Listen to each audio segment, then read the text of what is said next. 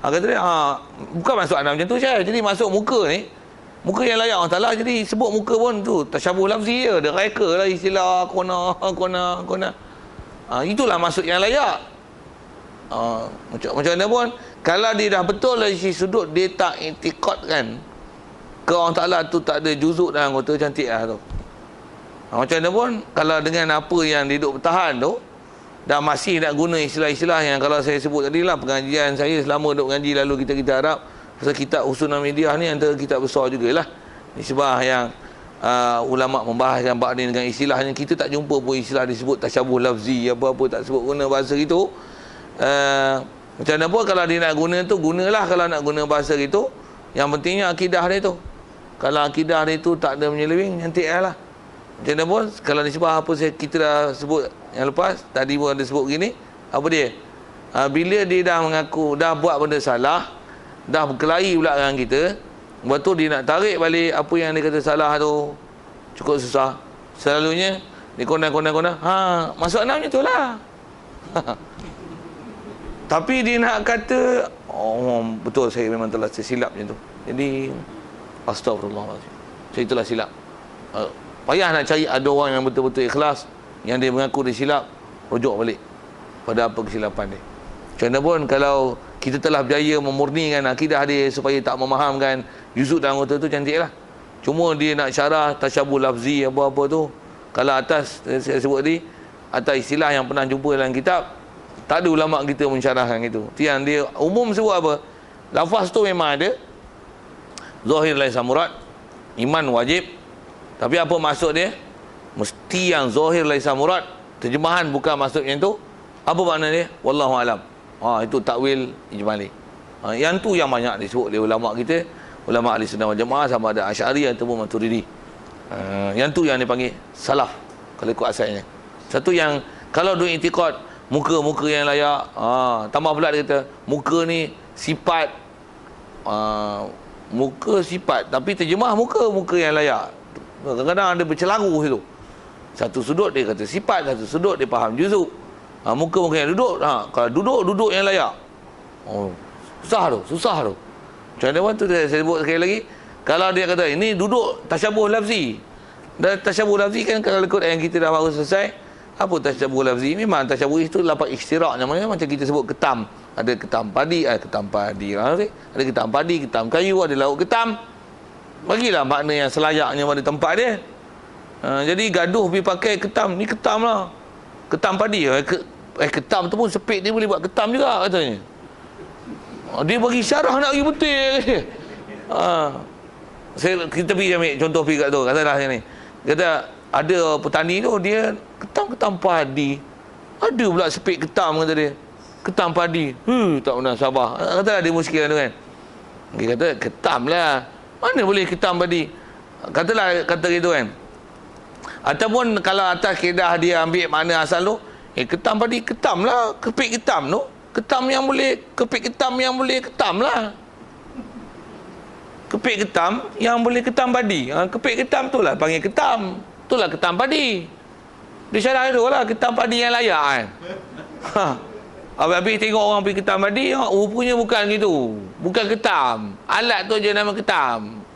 Ketam padi bukan rupa ketam pun kan. Cuma dia punya rupa macam sabit tu kan, dia bergigi-gigi. Itulah panggil ketam. Ketam padi. Asal nak sebut ialah, kata, tu yang aku kata tu. Dia pergi ikut tu. Selalunya dia akan jadi macam tu lah. Yang tu lah kot. Jadi atas istilah tasyabuh lafzi apa tu, ulama kita tak menggunakan bahasa tersebut. Macam mana pun sekali lagi sebut, dia telah murnikan akidah dia tak faham Allah Ta'ala berjuzuk anggota tu, maksudnya sudah bagus lah. Macam mana pun menggunakan istilah-istilah tu, itu istilah yang ulama kita tak gunakan istilah tersebut. Satu sekali lagi kalau sebut gebak muka yang kita dah belajar kan, tak ada ulama kita kata muka-muka yang layak, tangan-tangan yang layak. Tak ada ulama kita sebut itu. Bahkan masyhur ulama ahli sunnah wal jamaah, tambah pula ulama Jawi kita ni, dia kata apa? Tak ada pada orang Ta'ala muka. Mustahil pada dia muka, mustahil tangan, mustahil duduk, mustahil di aras, mustahil di langit. Dia sebut mustahil, siap dah. Pasal apa? Pasal benda tu naklah dibersihkan. Dia tanzih dulu, siap-siap. Lepas tu apa makna dia? Wallahu alam. Siap. Nanti berbanding dengan ada muka yang layak. Jadi dia tasbitkan dulu. Maksudnya sabitkan dulu. Bila sabit tu, lawan, baru dia murnikan balik. Kan susah. Kan lebih senang buka muka, selesai. Apa mana? Wallahu alam, selesai lah. Kosong lah, tak ada apa-apa dah yang istilahnya memasalah ahli hadis. Dia tegur depan. Ada lain ya.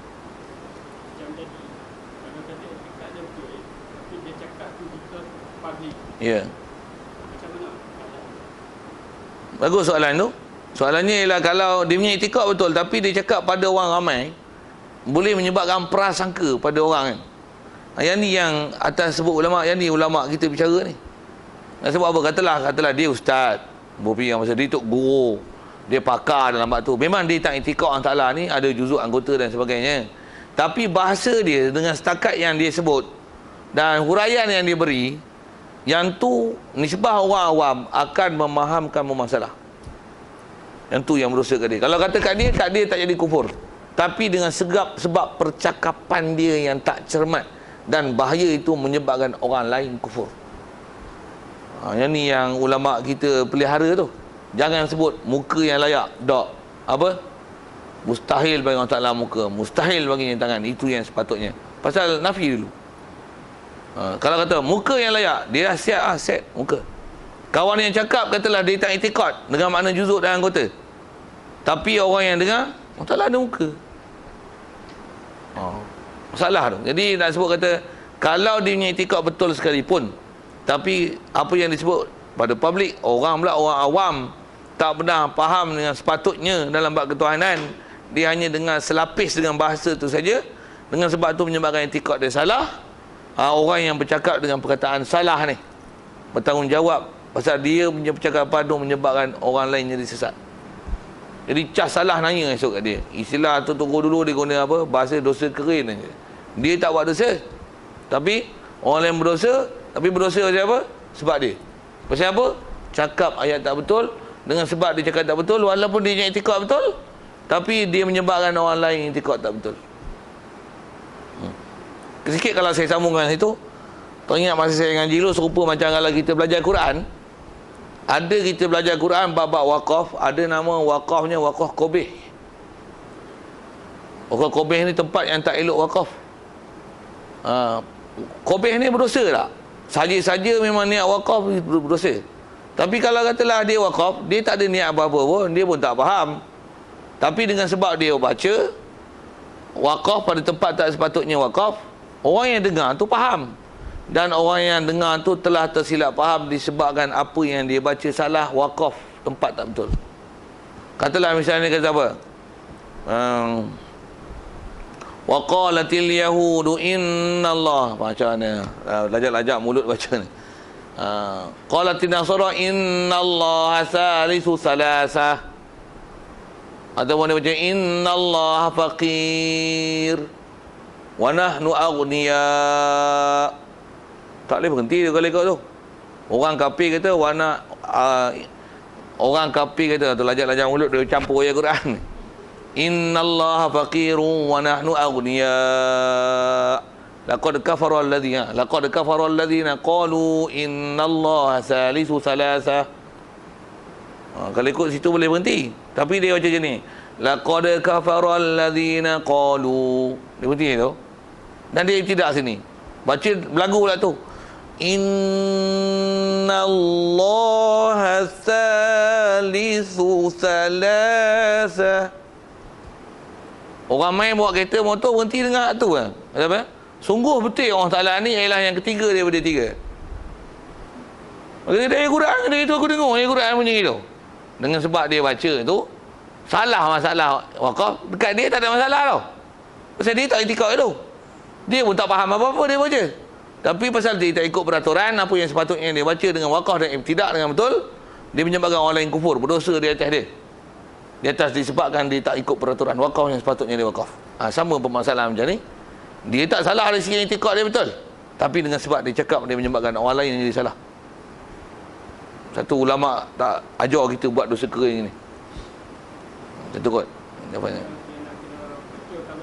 Sepatutnya bagi betulkan balik.